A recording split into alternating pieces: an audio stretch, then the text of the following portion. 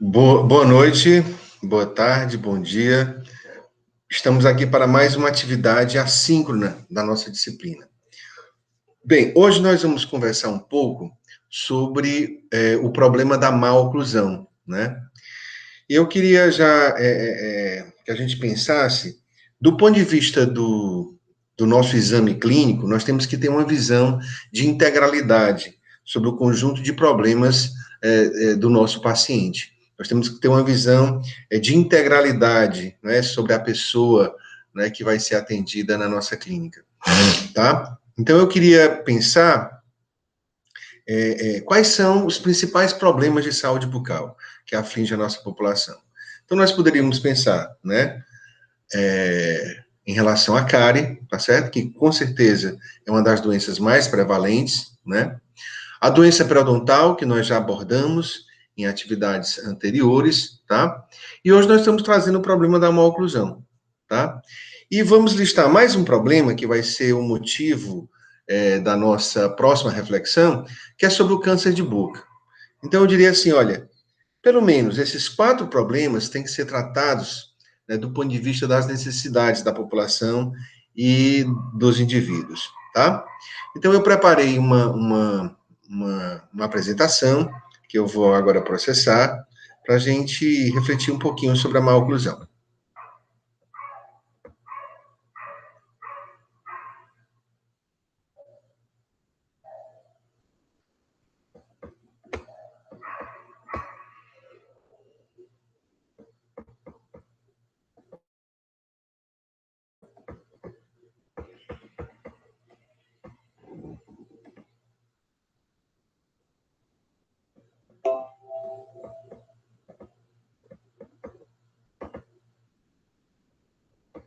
Então, estamos aqui só um minuto, estamos processando aqui a apresentação.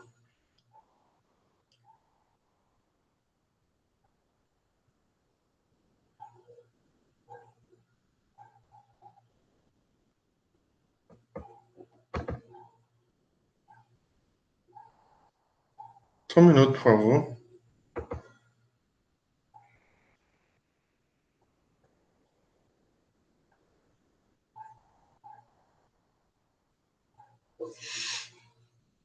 Está abrindo ainda aqui nosso arquivo. O computador também é preguiçoso aqui.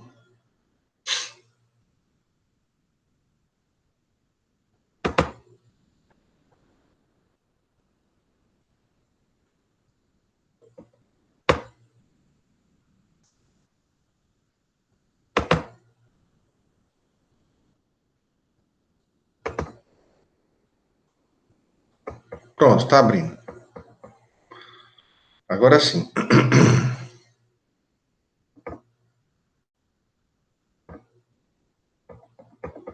Vamos colocar aqui no modo de apresentação.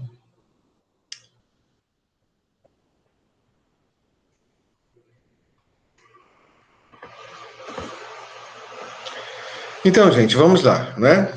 Eu queria que nós partíssemos, vamos dizer assim, dessa foto, né?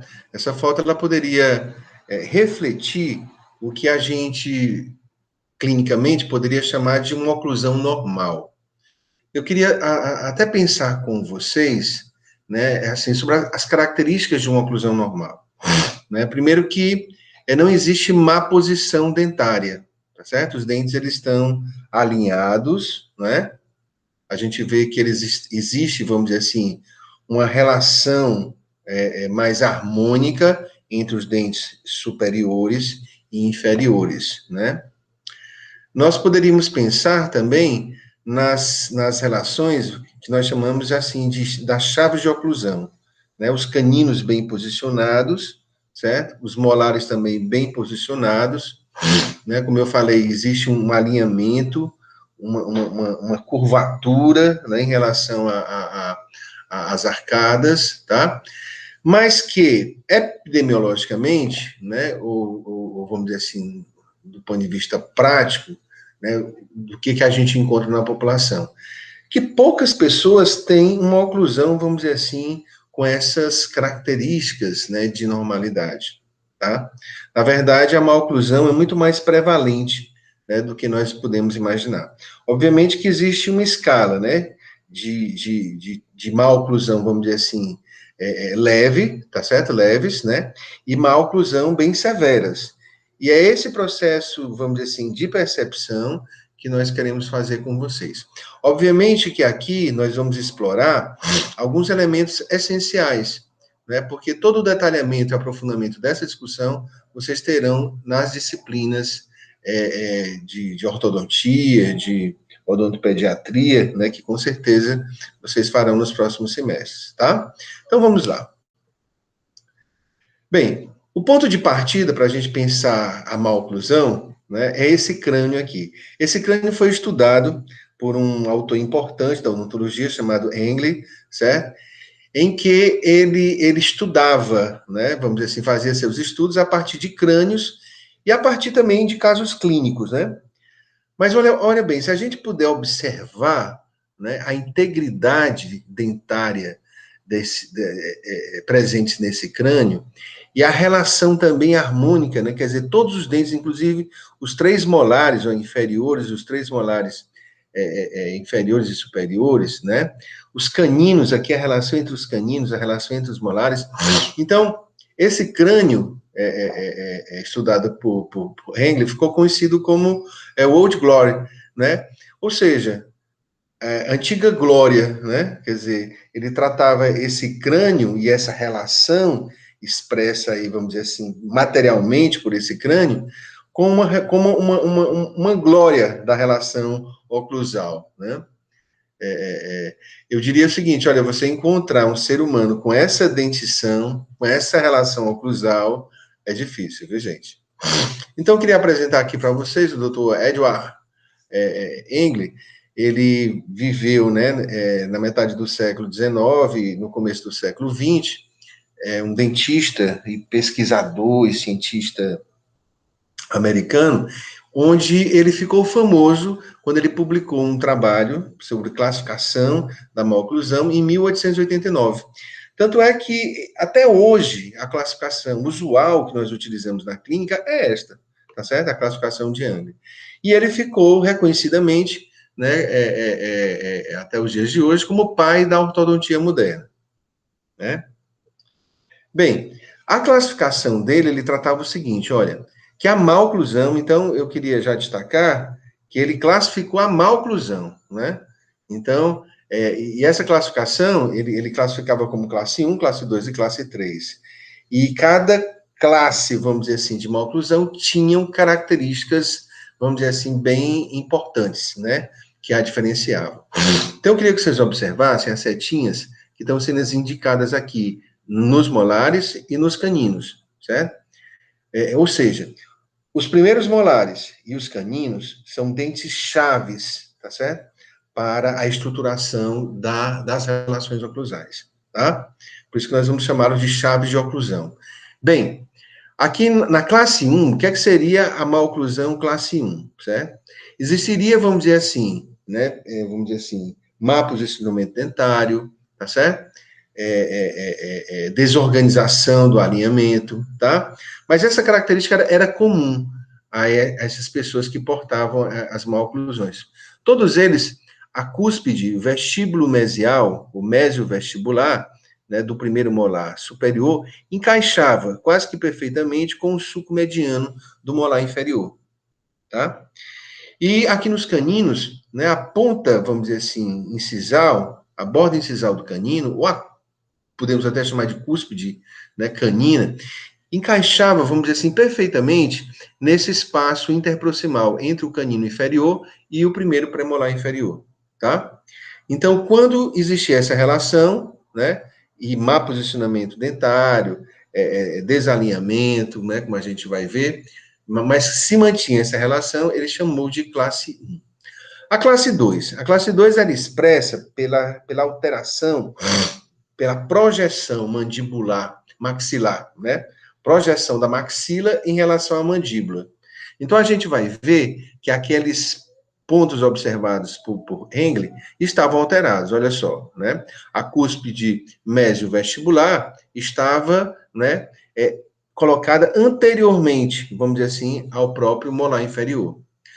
Na relação canina também, né, existia alteração, quer dizer, o canino estava projetado para além do canino inferior, né? Então a gente percebe claramente a maxila, vamos dizer assim, projetada para a frente. É o que nós podemos chamar de prognatismo, né? Prognatismo maxilar, tá?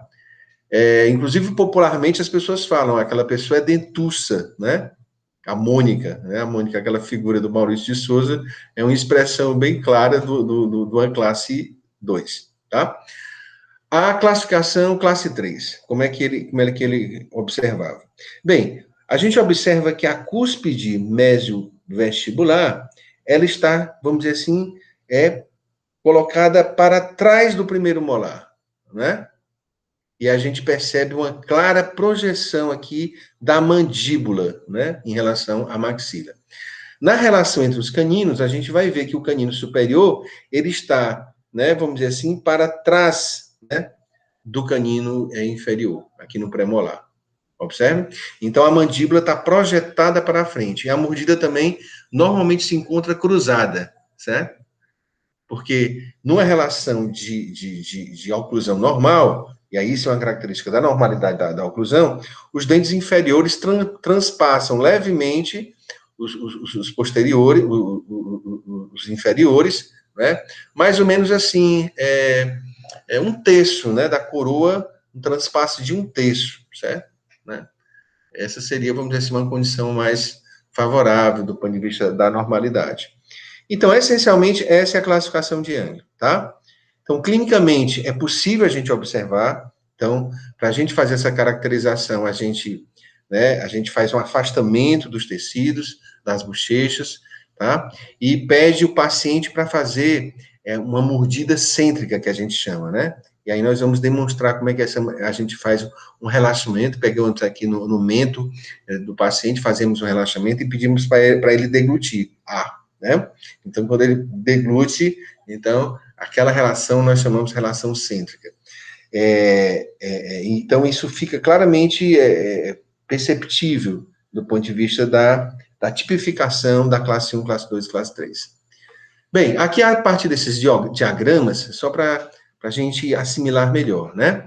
Aquela relação entre os molares, que eu estava falando, que caracterizava a relação classe 3, e a gente observa também o perfil do paciente. É muito importante.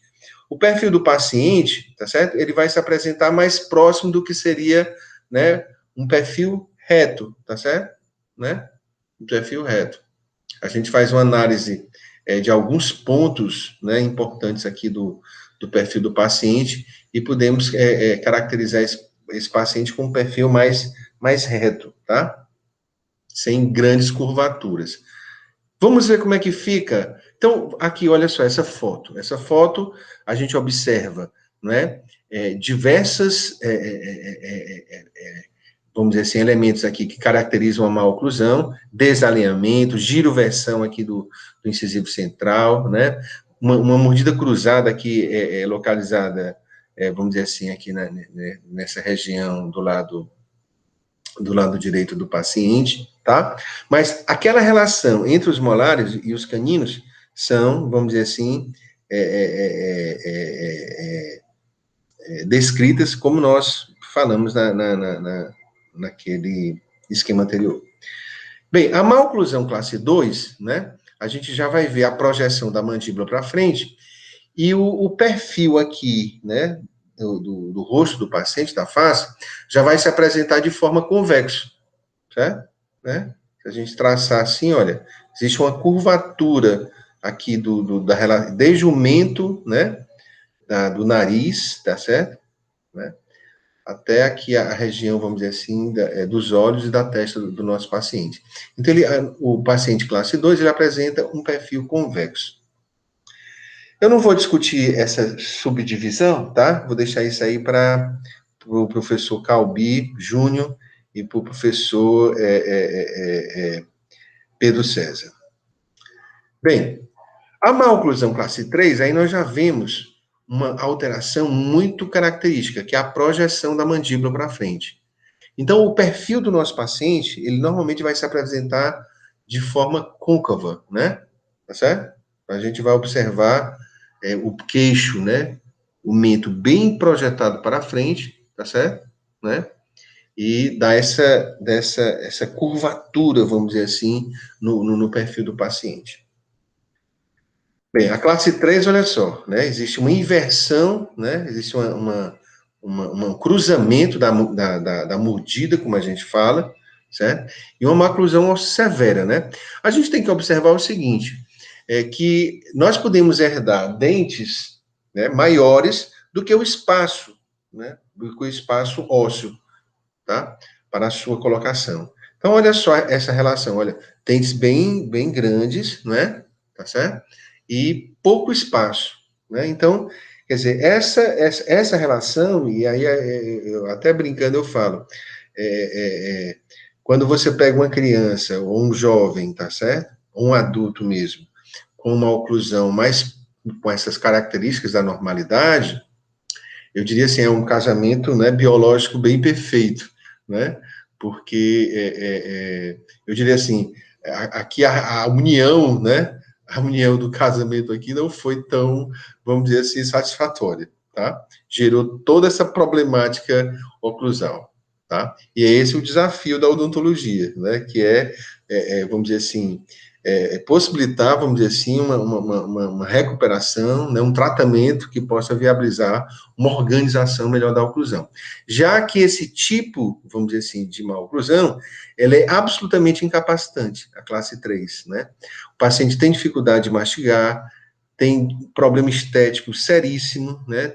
Tem problema de falar, inclusive, né? Então, existe, inclusive, preconceito, né? Popularmente, né? A gente ouve isso, pessoal, lá vem o queixudo, né? O queixudo, a dentuça, tá? E isso cria, vamos dizer assim, problemas, inclusive, de ordem psicológica, né? De ordem, vamos dizer assim, da autoestima, vamos dizer assim, do nosso paciente. Bem, essas três classes, né, são, vamos dizer assim, má oclusão, má oclusões típicas, né, mas nós podemos ter má posição dos dentes também, né, que aí vai refletir até uma má oclusão de menor gravidade, tá? Então, nós podemos ter pacientes, por exemplo, né, com diastema. Esse paciente aqui, no caso, diastema é esse espaço, né, que existe entre os dentes, e não existe também ponto de contato. Ou seja, aqui aconteceu o contrário daquele outro caso. O paciente herdou dentes e dentes, vamos dizer assim, menores, né, para o espaço que tinha. Então, está sobrando espaço, certo? Então, quando sobra espaço, o próprio processo do ajuste oclusal a partir da própria mastigação faz com que os dentes procurem uma situação de mais, né, conforto e de mais estabilidade. Então, acontecem o aparecimento dos diastemas, tá? Ou seja, esse paciente tem muito espaço para dentes menores, né? Bem, aqui a gente já vai ver um caso, né, do apinhamento dentário, certo? Ou como popularmente é chamado, dente entramelado, né? Dente acavalado, são as expressões populares. E a gente vai ver, né, que um dente também não tem espaço aqui, um dente fica competindo com o outro, né? Tá certo? E no próprio processo da erupção, da mastigação e da própria posicionamento, do movimento da língua, certo? Os dentes vão se acomodando, né, do jeito que podem. Bem, mas nós podemos ter um caso, olha só, esse paciente ele tem uma relação de mais normalidade, você vê que existe alinhamento, né? Uma curvatura bem interessante, vamos dizer assim, bem organizada, mas tem um elemento que está com giroversão. Então, aqui, né, houve falta de espaço também. Então, sobrou aqui para o incisivo central, certo?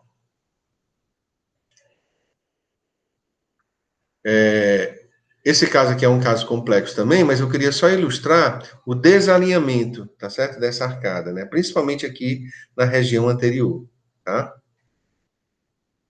Eu queria destacar que a maloclusão, ela pode ser, tá certo? Ter uma origem esquelética, genética, certo? Né? Ou pode ter uma origem, vamos dizer assim, dentária. Ou seja, a partir do próprio desenvolvimento, por exemplo, o paciente pode ter tido perda precoce de algum dente. Então, isso pode interferir na organização do processo da erupção, tá certo? E da organização, né, das arcadas, da oclusão, né? Então, o problema pode ser de origem esquelética, que é um problema normalmente mais grave, um problema hereditário, né, um problema ósseo, certo? E um problema, vamos dizer assim, mais pontual, ligado a uma má posição dentária, tá? Aí onde entra, por exemplo, no caso dos problemas esqueléticos, né? O tratamento ele é mais longo, tá certo? Ele é mais demorado, né? Ele é mais caro, tá certo? E normalmente necessita-se de usar de forças mecânicas bem fortes, né? Que é o que a gente chama de ortodontia, tá? Porque existe também a ortopedia funcional dos maxilares. Eu estou trazendo aqui um caso de atresia da maxila. A gente percebe, né, que a maxila é mais estreita. Isso acontece muito com os pacientes que são respiradores bucais, tá? E isso causa, vamos dizer assim, problemas de oclusão efetivos, né? Então, existe, quando o paciente está se desenvolvendo, ainda até os 12 anos, antes de completar a erupção permanente, dos dentes permanentes, então você pode se utilizar de forças, né, de aparelhos, normalmente removíveis, que possam, vamos dizer assim, por exemplo, ampliar, né, abrir essa maxila, certo? Tá? Então, durante a fase do desenvolvimento, inclusive o osso, né, ele é mais modelável, vamos falar assim, tá? E a correção, inclusive, é mais fácil, e você trabalha com as próprias forças de desenvolvimento da dentição. Então, aqui um exemplo de classe 2, né? A gente observa aqui a criança ainda tem, olha só, caninos, né? Tá? Mas já existe projeção, caninos descidos, mas existe a projeção acentuada da mandíbula, tá? Né? A gente observa aqui claramente a projeção da mandíbula para frente, certo? Um caso de classe 3, né, onde existe a inversão da oclusão, tá certo? Ou seja, os dentes superiores estão caindo por trás dos dentes inferiores, tá? Então, dentre essas três classificações, a classe 3, eu diria que é a mais grave, é a mais incapacitante. Então, na clínica, inclusive na clínica que a gente faz na atenção primária, é muito importante a gente diagnosticar esses casos mais graves. E aí poder priorizar, né, os encaminhamentos possíveis dentro do Sistema Único de Saúde para esses casos. Nós sabemos das dificuldades do SUS ainda em dar assistência em relação aos problemas de má oclusão, mas já começam a se organizar alguns serviços. Aqui no Ceará existem alguns. Na faculdade, a gente só faz abordagem até os 12 anos, tá? Então, aí se torna mais importante o diagnóstico precoce. Bem, aqui nós vamos ter uma mordida aberta anterior. As mordidas abertas, elas têm muita relação com maus hábitos, como o uso de chupetas, né, demorado, tá? O uso de mamadeira, né? Vocês sabem que tem esses hábitos podem chegar até a adolescência ou até a fase adulta do paciente, é verdade. E ainda tem um pior, né, um agravante, que é o hábito de chupar o dedo. Esse, então, ele está entranhado num processo psicossomático, um processo vinculado às questões afetivas do paciente. Então, e aí nós temos que contar com participação normalmente de um bom psicólogo, tá certo? Com um trabalho multiprofissional, interdisciplinar, para tentar, vamos dizer assim, conter esse processo. As crianças pequenas que fazem uso demorado da chupeta, por exemplo, vamos supor que a criança chupou a chupeta até os 5 anos. Isso pode determinar algum tipo de mordida aberta, tá? Se você suprime aquele hábito, se você retira a chupeta, tá? No paciente pequeno, tá? Existe uma correção, inclusive, espontânea, uma correção natural, tá? Normalmente a gente observa isso, sem necessidade de uma intervenção, vamos dizer assim, ortopédica ou futuramente ortodôntica, tá? Ou seja, o paciente não tinha uma maloclusão esquelética. O problema dele era só do hábito. Corrigir o hábito, a gente resolve o problema, tá? Bem, olha essa mordida aberta anterior, né? Como é incapacitante. A pessoa não consegue morder, não consegue mastigar, não consegue morder um sanduíche, uma coisa simples, né? Bem, A mordida cruzada, tá? O paciente pode não ser prognata, mas ele pode ter uma mordida cruzada anterior. Eu queria diferenciar a mordida cruzada anterior do prognatismo mandibular, tá? Então, você pode ter uma mordida cruzada anterior sem ser prognata, tá certo? Ou seja, normalmente esses processos estão vinculados a problemas de alterações no desenvolvimento, né, da erupção, tá certo? Perdas precoces, como eu falei, a cárie, né, o paciente perde o primeiro molar inferior com 10 anos, tá certo? Então, isso pode determinar, ou com 8 anos, né, tem crianças que perdem, às vezes, o primeiro molar aos 7, 8 anos, tá? Bem, nós temos também as mordidas cruzadas posteriores, certo? Essas também são de, vamos dizer assim, de maior gravidade, tá? Nós temos que considerar essa importância, porque elas são muito incapacitantes também. Então, aqui a gente vê a mordida cruzada posterior unilateral e você pode ter a mordida cruzada posterior bilateralmente.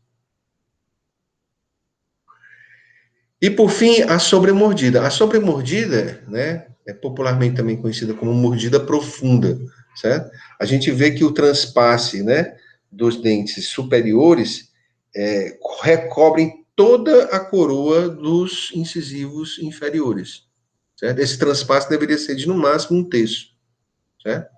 Vou voltar aqui, só para a gente perceber aqui que seria mais adequado do ponto de vista,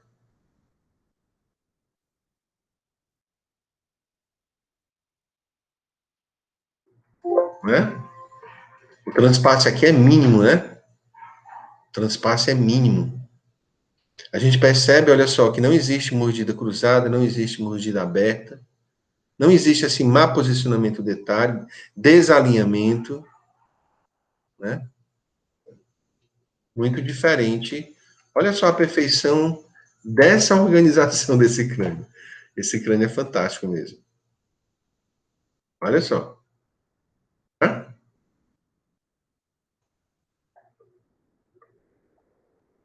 Olha a classe 1. Olha a classe 2. E olhem a classe 3, né?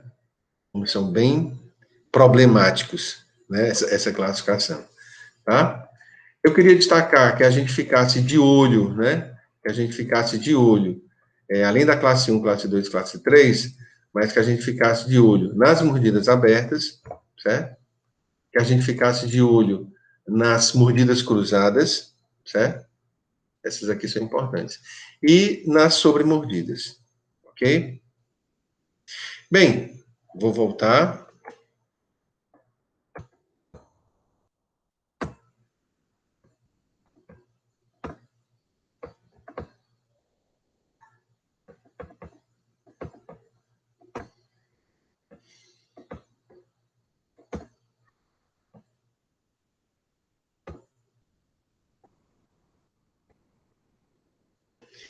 Bem, gente, e aí, gostaram? Tá?